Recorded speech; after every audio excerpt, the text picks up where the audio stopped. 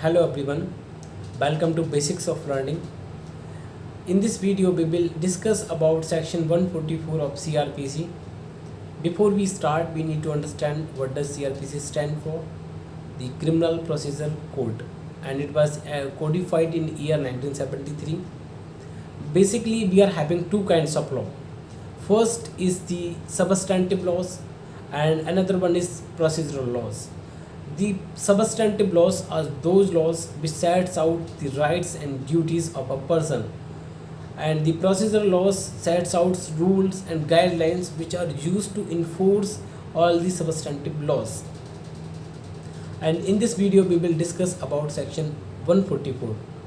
It is widely in use, you must be aware of it, and section 144 is widely used even in lockdown period. If there is a riot in an area, if there is a grave violence, if there is any urgent apprehension of any danger, then it is used. So we will discuss who can issue order, what kinds of the impact it will be having on the fundamental rights, what is the historical origin of this provision in our procedural law, and everything regarding this we will understand in this video. So before we start, we need to understand what is the object of Criminal Procedure Code of inculcating these kinds of the provisions. Basically, law is enacted to have a peace or order in a society or in a country as a whole. So in procedural law we are having several things like the preventive or the precautionary measures by which a state machinery or any public official or any public authority can use to prevent a crime. Generally we are having penal code. If any crime is occurred or committed, then the penal code will prescribe the punishment for that. And the procedural code is also sets out some guidelines by like preventive measures or precautionary measures by which a crime can be prevented. If there is apprehension of fear or danger or threat or certain condition exist where a crime can be committed, so it gives a right to a police authority or any other authority in this code that they can prevent this crime before it actually happens. So there are various provisions in the code, like the preventive action of police, that police can prevent this action from translating actually into the action. Secondly, the security proceedings. There may be some security proceedings which we can help to prevent a crime. Secondly and thirdly, we are having the urgent cases of nuisance or apprehension of any danger, and we are having other provision like dispersal of the unlawful assembly, as the section 141 of IPC defines what is unlawful assembly. Unlawful means which is not lawful. And the precautionary measures in respect of dispute as to the immovable property. These are the some provision in procedural code, and especially in CRPC, which is used by the authority to prevent a crime. So in this video we will discuss and focus only on the section 144, nature and the historical origin. Before we start, we need to understand the historical origin.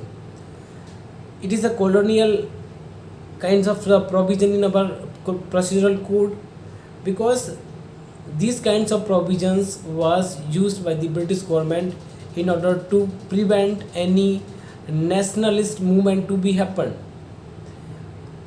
अगर किसी भी तरीके का एक राष्ट्रवादी जो विरोध प्रदर्शन होते थे ब्रिटिश के समय पे, उनको रोकने के लिए इस प्रोविज़न को प्रयोग में लाया गया.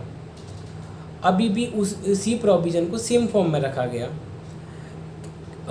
The officer who is empowered to enforce this order is the magistrate, which is executive magistrate like district magistrate or the sub district magistrate. फिर हम डिस्कस करते हैं कि ये कितने समय तक फोर्स में रहेगा, कितने समय तक लागू किया जाएगा. इसके लिए मैक्सिमम पीरियड दो महीने के लिए, और मैक्सिमम इसको 6 मंथ तक एक्सटेंड किया जा सकता है by state government, not beyond that period, because this provision of section 144 curtails our fundamental rights. Like if section 144 is enforced, so it restricts movement, it restricts that you cannot possess any weapon, you cannot carry any weapon. So there are certain conditions imposed on the fundamental rights. So there are certain grounds on basis of which this provision can be enforced. Like if there is an emergency problem, certain the health emergencies exist right now, so this provision was enforced. If there is a riot kind of situation, of if there is any grave situation which requires the urgent implementation of or any enforcement of such an order, so this order, if enforced by any of these magistrate, need to be in writing, and the object of this provision is to have a public tranquility, and the object is also in the interest of the greater public interest. What will happen if any person violate this provision? If any person voluntarily violate these provisions, then he may attract a punishment of imprisonment of 3 years or fine or both. So we have discussed all these things. So before we end this video, we need to understand what are the merit and demerit of this provision.